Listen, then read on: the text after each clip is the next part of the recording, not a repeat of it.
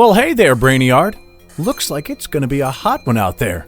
Have you checked the heat index for today? No? Or have you opened a window to see just how hot it is out there? No? Have you looked to see what time of day it is? If it's the peak height for the sun, it's going to be hot out there. Oh boy.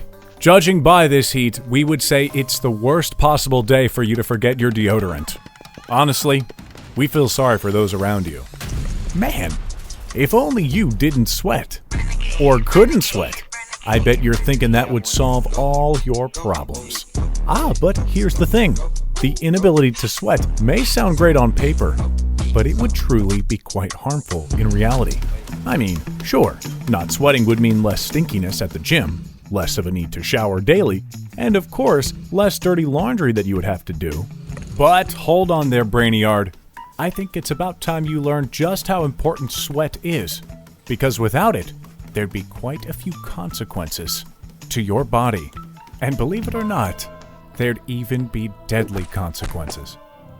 So, grab that water bottle, because we are braving this heat and exploring what would happen if you couldn't produce even one bead of sweat. As nutty as it may sound, the inability to sweat is an actual medical condition. In the medical community, it is known as anhidrosis, but it also goes by another name, hypohidrosis. This condition can manifest in many ways, meaning sometimes it is only small areas of the skin that are affected, and other times it can be huge patches of skin or even your entire body that loses the ability to sweat. There is no known percentage of the population that have anhidrosis, but that's mainly because of the fact that some people may not even realize that they aren't sweating, especially if it's only small parts of the body that are affected. Whoa, we know what you're thinking. No sweating. This sounds amazing. Even better if it was just my armpits that were affected. Sign me up. Well, we're here to tell you right now that this is not something you want to wish for. Not sweating can not only mean serious health risks, but it can be life-threatening. Sweat is the body's way of keeping itself cool, and not just from outside temperatures. When your metabolism burns calories, heat is produced. And believe it or not, this can overheat you. You sweat all the time. Even if you don't notice it, it's a constant process that keeps you healthy throughout your day, as your body's temperature naturally fluctuates. Here's how it works.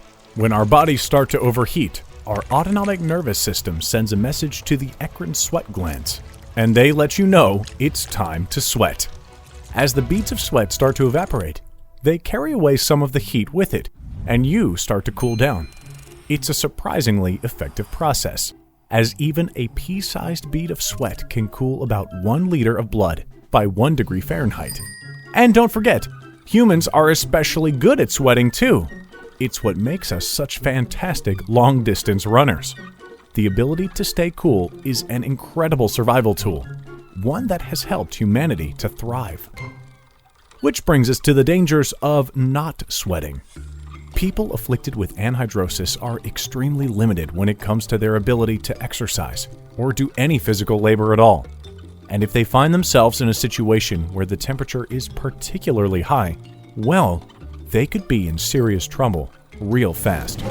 Right off the bat, they would find that they are at an extreme risk for contracting heat stroke and heat exhaustion. These are very serious conditions that cause your body's way of dealing with the heat to shut down. Some signs that you could be experiencing these illnesses are a body temperature that is greater than 104 degrees Fahrenheit, dry skin, confusion, and your skin would emanate heat.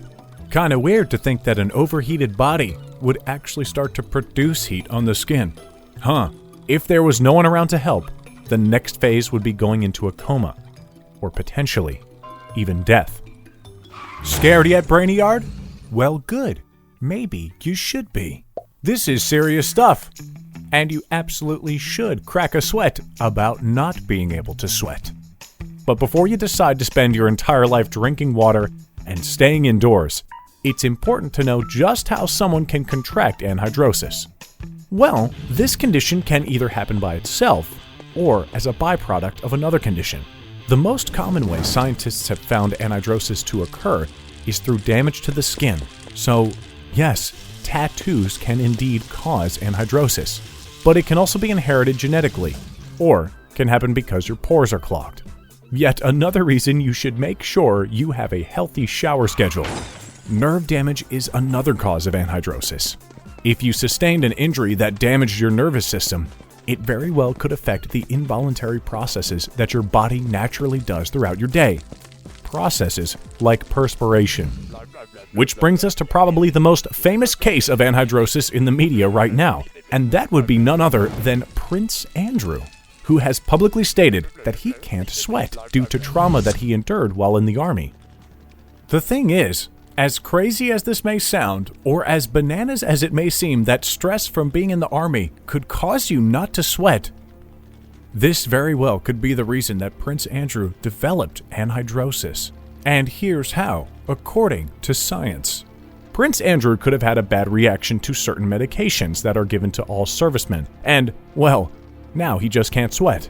It's also not impossible that his skin was subject to extreme trauma, particularly something like the extreme cold, and it was damaged in a way that anhidrosis occurred. But the prince went on record to say that it was due to the high adrenaline levels his body would get from being shot at. So, how about this reason? Could having extended periods of high stress and adrenaline cause anhidrosis? The answer is yes. The habituation of stressful situations can cause your sweat glands to not function properly. If Prince Andrew was indeed under high levels of stress from being under gunfire for long periods of time, this very well could have affected him in such a way that it would cause anhidrosis. We feel for you, Your Highness. After all, not being able to keep yourself cool sounds like it wouldn't be too hot. In fact, Prince Andrew's condition would be an awfully uncomfortable way to live day to day. Remember, Prince Andrew's body, just like ours, is always trying to maintain that sweet spot of 98.6 degrees Fahrenheit. It's just the right temperature for all of us to work properly. There's a window of about 8 degrees higher than that before things start to get really serious, and this temperature is referred to as the critical thermal maximum. Gotta say, that's a pretty cool name. This threshold varies from person to person based on levels of hydration, physicality, and the person's individual level of acclimation to heat. But once the internal temperature hits around that 107-degree mark, hyperthermia would set in, not to be confused with hypothermia, which is when your body is far too cold.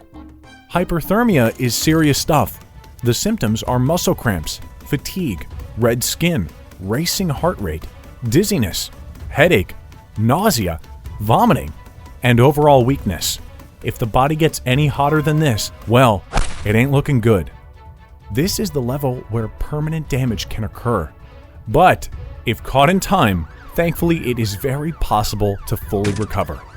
It's serious stuff, as heat-related illnesses have caused over 9,000 deaths between 1979 and 2014. Annually, overheating claims more lives than hurricanes, tornadoes, floods, lightning, and earthquakes. So, how does someone treat anhidrosis?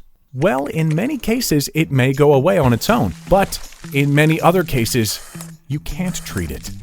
If there was another condition that was causing it, then doctors can treat that. But many times the best thing to do is just to make sure you are always hydrated. Keep an eye on how hot it is outside, and make sure you have a buddy with you if you are going to spend long bouts of time in the heat. That way, if something goes wrong, they can be there to drag you into the shade to keep you cool, bring you some water, or, of course, call 911 so you can get to a doctor as soon as possible. Hey, the buddy system saves lives. What can we say? So, there you have it, Brainiard. Why you need to be able to sweat. And frankly, why you should be super thankful that you can even produce this salty coolant that keeps your body at a healthy temperature. Yes, it's smelly. Yes, it's gross. Yes, it has certainly ruined a few first dates with some dramatically drenched pit stains. But it is essential for humans to be able to exercise, be outdoors for extended periods of time, and also just keep ourselves cool and healthy throughout our day as we metabolize our food, exercise, and work. Be thankful you can sweat. After all, not all of us are as lucky. I mean, you could be like poor Prince Andrew. Wait a second, that guy's a prince. Being like him wouldn't be bad at all.